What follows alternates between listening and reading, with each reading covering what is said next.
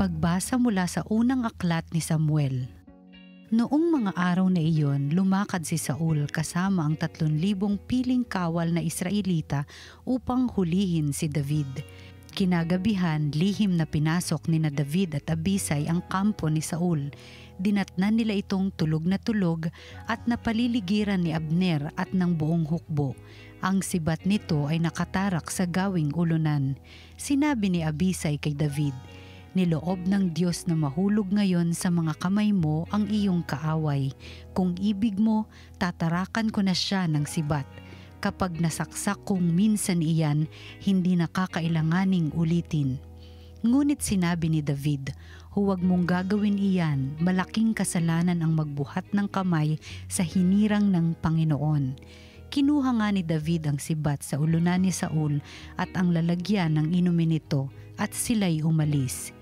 Isa man kina Saul ay walang nagising pagkat pinahimbing sila ng Panginoon. Dumating at umalis sina David nang walang nakaalam. Pagdating ni David sa kabilang gulod, tumayo siya sa isang mataas na lugar. Sinabi ni David, "Narito ang inyong sibat, mahal na hari. Ipakuha ninyo rito sa isa ninyong tauhan. Ang taong tapat at matuwid ay gagantipalaan ng Panginoon. Sa araw na ito'y niloob niyang mahulog kayo sa aking mga kamay, ngunit hindi ko maaaring pagbuhatan ng kamay ang hinirang ng Panginoon." Ang salita ng Diyos. Salamat sa Diyos.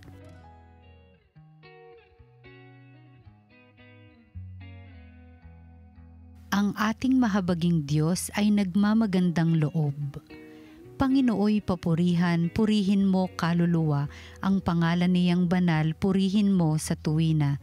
Ikaw, aking kaluluwa, ang Diyos ay papurihan, at huwag mong lilimutin yaong kanyang kabutihan. Ang ating mahabaging Diyos ay nagmamagandang loob. Ang lahat kong kasalanay siya ang nagpapatawad, ang anumang aking sakit ginagamot niyang lahat. Sa bingit ng kamatayan ako ay inililigtas at pinagpapala ako sa pag-ibig niya't habag. Ang ating mahabaging Diyos ay nagmamagandang loob. Kay ganda ng kalooban, mahabagin itong Diyos. Kung magalit ay banayad, kung umibig na may lubos. Kung siya ay magparusa, di katumbas ng pagsuway. Di na tayo sinisingil sa nagawang kasalanan. Ang ating mahabaging Diyos ay nagmamagandang loob. Ang silangan at kanluran kung gaano ang distansya, gayong-gayon ang pagtingin sa sino mang nagkasala, kung paano nahahabag ang ama sa anak niya, gayon siya nahahabag sa may takot sa kanya.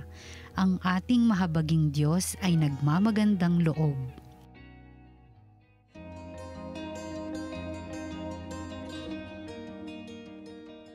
Pagbasa mula sa unang sulat ni Apostol San Pablo sa mga taga-Korinto. Mga kapatid, ganito ang sinasabi sa kasulatan, ang unang tao, si Adan, ay nilikhang binigyan ng buhay. Mga kapatid, ganito ang sinasabi sa kasulatan, ang unang tao, si Adan, ay nilikhang binigyan ng buhay. Ang huling Adan ay espiritong nagbibigay buhay. Ngunit hindi nauna ang panlangit, ang panlupa muna bago panlangit. Ang unang Adan ay mula sa lupa, sapagkat nilikha sa alabok. Mula sa langit ang pangalawang Adan. Ang mga katawang panlupa ay tulad ng nagmula sa lupa. Ang mga katawang panlangit ay tulad ng nagmula sa langit. Kung paanong tayo'y katulad ng taong nagmula sa lupa, darating ang araw na matutulad din tayo sa nanggaling sa langit. Ang salita ng Diyos. Salamat sa Diyos. Ang mabuting balita ng Panginoon ayon kay San Lucas. Noong panahong iyon, sinabi ni Jesus sa kanyang mga alagad, "Sinasabi ko sa inyo, mga nakikinig, ibigin ninyo ang inyong mga kaaway, gawan ninyo ng mabuti ang mga napupuot sa inyo, Pagpalain ninyo ang mga sumusumpa sa inyo, idalangin ninyo ang mga umaapi sa inyo. Kapag sinampal ka sa isang pisngi, iharap mo rin ang kabila. Kapag inagaw ang iyong balabal, ibigay mo pati ang iyong baro. Bigyan mo ang bawat nang hihingi sa iyo, at kung may kumuha sa iyong ari-arian, ay huwag mo nang bawiin pa ang mga iyon. Gawin ninyo sa iba ang ibig ninyong gawin nila sa inyo. Kung ang iibigin lamang ninyo ang mga umiibig sa inyo, ano pang gantimpala ang inyong hihintayin, kahit ang mga makasalanan ay umiibig din sa mga umiibig sa kanila. At kung ang gagawan lamang ninyo ng mabuti ang gumagawa sa inyo ng mabuti, ano pang gantimpala ang inyong hihintayin, kahit ang mga makasalanan ay gumagawa rin ito. Kung ang pahihiramin lamang ninyo ay ang mga taong inaasahan ninyong makababayad sa inyo, ano pang gantimpala ang inyong hihintayin, kahit ang mga makasalanan ay nagpapahiram din sa mga makasalanan sa pag-asang ang mga ito'y makababayad. Sa halip, ibigin ninyo ang inyong mga kaaway at gawan ninyo sila ng mabuti. Magpahiram kayo na hindi umaasa sa anumang kabayaran. Sa gayon, malaking gantimpala ang tatamuhin ninyo at kayo'y magiging mga anak ng kataas-taasan. Sapagkat siya'y mabuti sa masasama at sa mga hindi marunong tumanaw ng utang na loob. Maging mahabagin kayo gaya ng inyong Ama.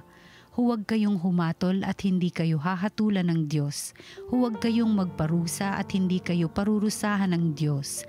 Magpatawad kayo sa inyong kapwa at patatawarin kayo ng Diyos. Magbigay kayo at bibigyan kayo ng Diyos. Hustong takal, siksik, liglig at umaapaw pa ang ibibigay sa inyo. Sapagkat ang takalang ginagamit ninyo sa iba ay siya ring gagamitin sa inyo. Ang mabuting balita ng Panginoon. Pinupuri ka namin, Panginoong Hesukristo.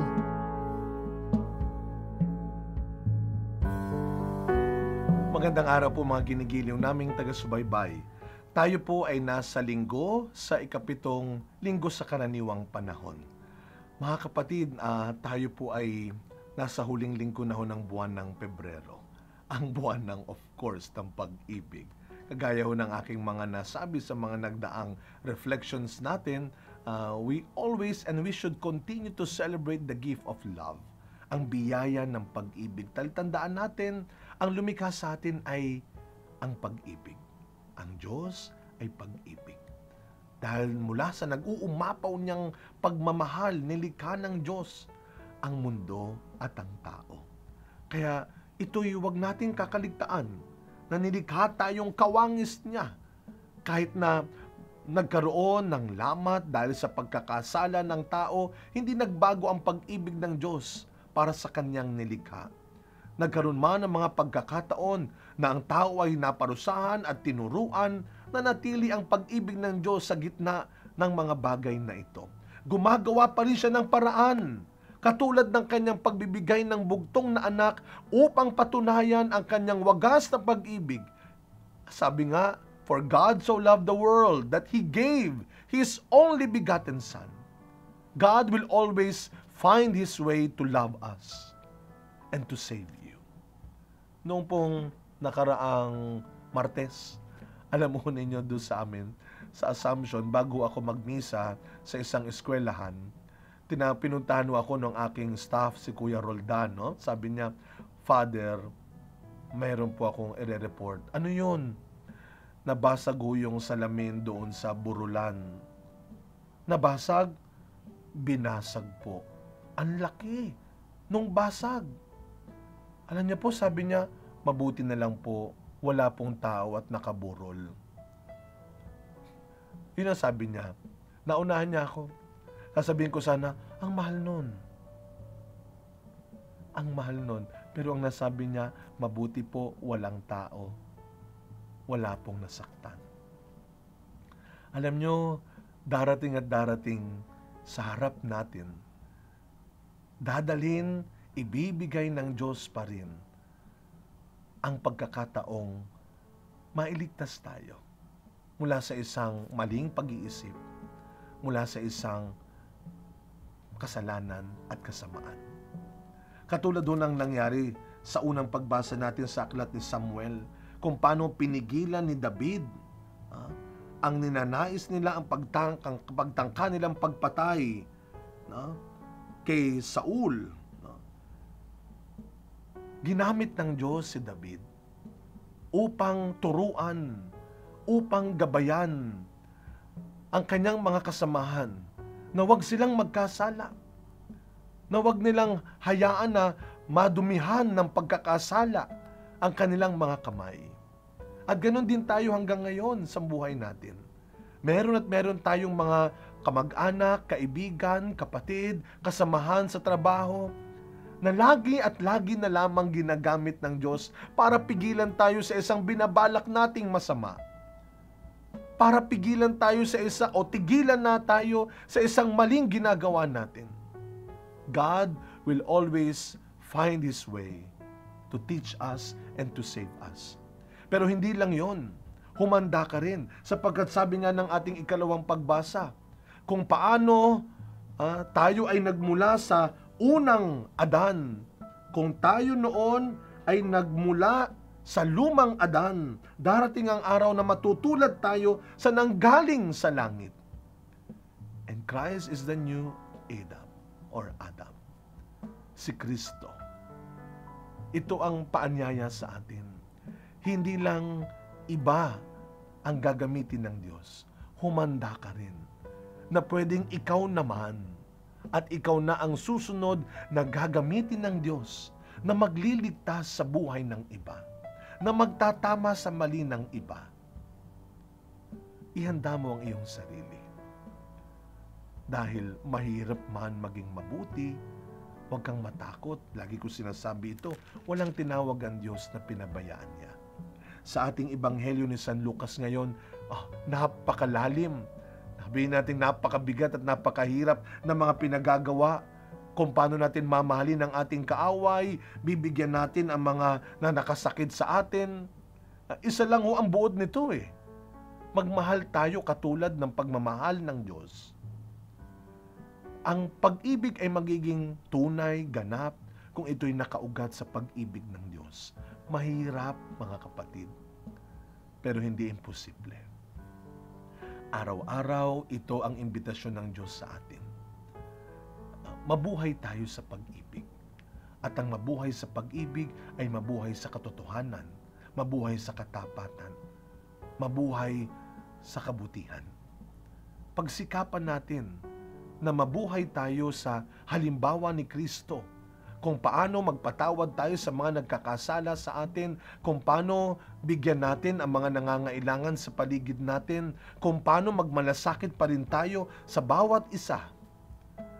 Pwede tayong maloko, sabihin nila. Sabi nga nung aking discussion namin, nung nag-aaral kami noon sa seminaryo, paano ho, Father? Sabi nung kaklase ko sa professor namin, paano po ko yung aming binigyan ay manloloko pala? Paano ko yung aming binigyan ng limos ay nagda-drugs pala? May bisyo pala. Kaya nakakatakot po magbigay, Father Alam niyo po, hindi ko makakalimutan at nais ko sigurong i-share sa inyong linggong ito yung sagot ng aking teacher na yon. Sabi niya, it is better to commit a mistake at the side of love than not to love at all. Di baling nagkamali ka dahil pinili mong magmahal, kesa naman dahil hindi mo sinubukang magmahal. Mga kapatid, sa araw na ito, tandaan po natin, pagnilayan natin. Tayo ay nilikha ng Diyos, at ang Diyos ay pag-ibig. At nilikha daw tayong kawangis ng Diyos. Bahagi ng paglikha ng Diyos sa mundo, sa tao, ay ang pag-ibig. Binigyan tayo. Nilikha tayo ng Diyos na kawangis niya, pag-ibig. Kaya paglabanan ho natin, hilingin natin sa Diyos na tulungan niya tayo na huwag masira ang imahe na ito, ang katauhan na ito.